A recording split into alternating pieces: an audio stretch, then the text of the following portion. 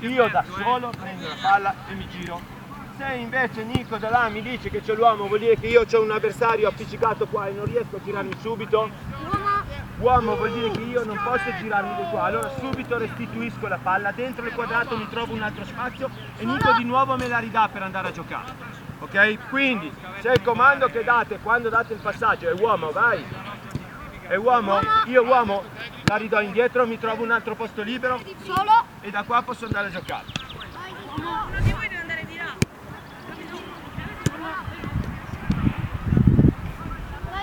Vai. Uomo, 1, trovarsi uno spazio, 2, combinazione e tiro, dai! Bravo Manuel! Deviazione è una mano! Tiro. Muovi la palla. Bravissimo! Lui si sposta, uomo, 1, 2, no, uomo ha detto. 1, guarda dove è andato, 2, controllo e via, tirare. Dai, via qua, Cocchi, veloce. Via. Okay. Dai, prova a dire uomo.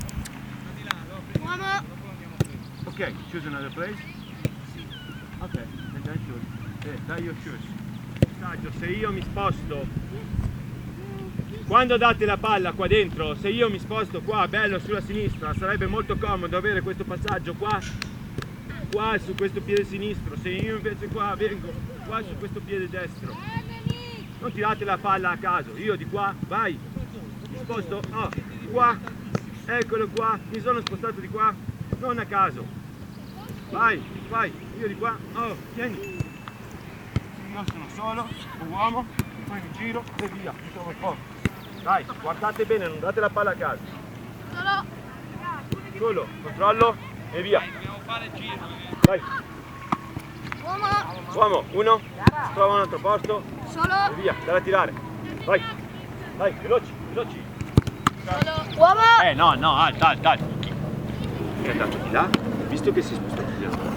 Lui è andato di là, devi dargli il pallone, non di qua. Fai?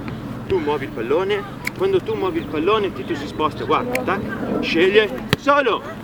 Lui da solo, basta, ok? E fai. Muovete la palla, quello è il vostro via, guarda dove va. Cosa gli dici? Prima che quando gli dai il pallone, se no lui non sa cosa fare.